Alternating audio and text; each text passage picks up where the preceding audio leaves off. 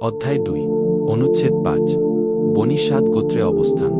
আরবের শহরে নাগরিকদের রীতি ছিল যে তারা নিজেদের শিশুদের শহরের অসুখ বিসুখ থেকে ভালো রাখার জন্য দুধ পান করানোর কাজে নিয়োজিত বেদুইন নারীদের কাছে পাঠাতেন। এতে শিশুদের দেহ মজবুত এবং শক্তিশালী হয়ে গড়ে উঠত। এছাড়া এর আরেক উদ্দেশ্য হল সে দুধ পানের সময় যেন তারা বিশুদ্ধ আরবি ভাষা শিখতে পারে। এই রীতি অনুযায়ী আব্দুল মোত্তালেব ধাত্রীর খোঁজ করে তার দৌহিত্রকে হালিমা বিনতে আবু জুবাইয়ের হাতে দিলেন। এই মহিলা ছিলেন বনী সাদ ইবনে বকরের অন্তর্ভুক্ত। তার স্বামী ছিল হারেস ইবনে আব্দুল্লাহ, ডাকনাম আবু কাবসা। তিনিও ছিলেন বনী সাদ গোত্রেরই মানুষ। হারেসের সন্তানরা রসূলুল্লাহ সাল্লাল্লাহু আলাইহি ওয়াসাল্লামের সম্পর্কের কারণে তার দুধ ভাই ও বোন ছিল। তাদের নাম হল আব্দুল্লাহ, আনিশা, হুয়াফা বা জোয়ামা। হালিমার উপাধি ছিল শায়মা এবং এই নামেই তিনি বেশি পরিচিত ছিলেন।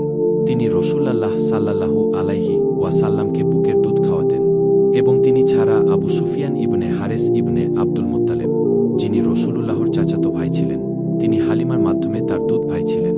তার চাচা হামা ইবনে আব্দুল মোত্তালেবও দুধ পানের জন্য বনু সাদ গোত্রের একজন মহিলার কাছে ন্যস্ত হয়েছিলেন। বিবি হালিমার কাছে থাকার সময়ে এই মহিলাও একদিন রসূলুল্লাহ সাল্লাল্লাহু আলাইহি ওয়াসাল্লামকে দুধ পান করিয়েছিলেন। এই হিসাব তিনি এবং হামা উভয়ে দুই সূত্রের এই ভাই বা দুধ ভাই ছিলেন। একদিকে ছাউরিয়ার সূত্রে, অন্যদিকে বনু সাদ গোত্রের এই মহিলার সূত্রে। দুধ পান করানোর সময় হযরত হালিমা নবী সাল্লাল্লাহু আলাইহি ওয়াসাল্লামের বরকতের এমন ঘটনা প্রত্যক্ষ করেছিলেন যে বিস্ময়ে হতবাক হয়ে গিয়েছিলেন। বিস্তারিত বিবরণ তার মুখেই শোনা যাক।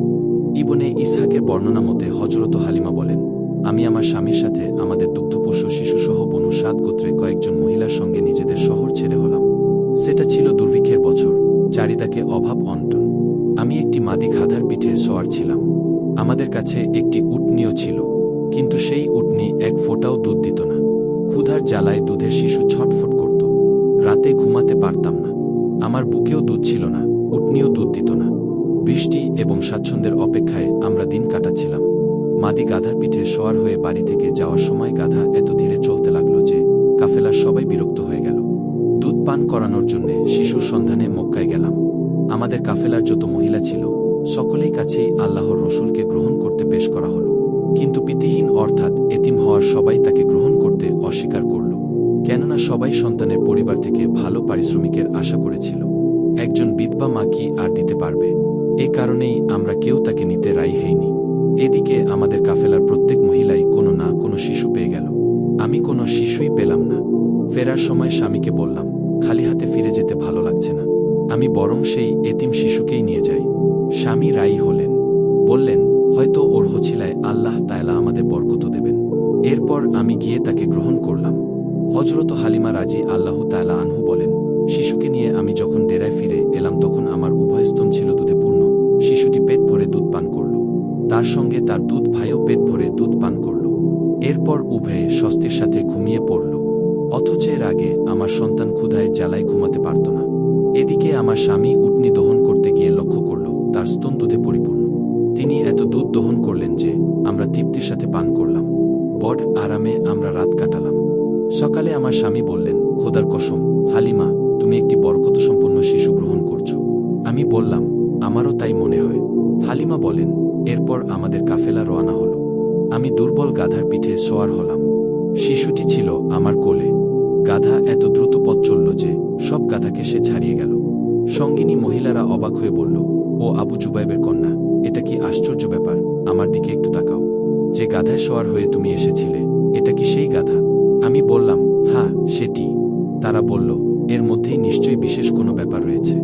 এরপর আমরা বনু সাদ গোত্রে নিজেদের ঘরে চলে এলাম। আমাদের এলাকার চেয়ে বেশি অভাবগ্রস্ত দুর্ভিক্ষ কবলিত অন্য কোনো এলাকা ছিল কিনা আমি জানতাম না। আমাদের ফিরে আসার পর বকরিগুলো চারণভূমিতে গেলে ভরা পেট ও ভরা স্তনে ফিরে আসত। আমরা দুধ দহন করে পান করতাম, অথচ সে সময় অন্য কেউ দুধই পেত না। তাদের পশুদের স্তনে কোনো দুধই থাকত না। আমাদের কমের লোকেরা রাখালদের বলতো, হতভাগ্যের দল, তোমরা তোমাদের বকরি সেই এলাকায় চড়াও যেখানে আবু জুবাইরের কন্যা বকরি চড়ায়। কিন্তু তবুও তাদের বকরি খালি পেটেই ফিরে আসত। এক ফোঁটাও দুধ ও তাদের স্তনে পাওয়া যেত না।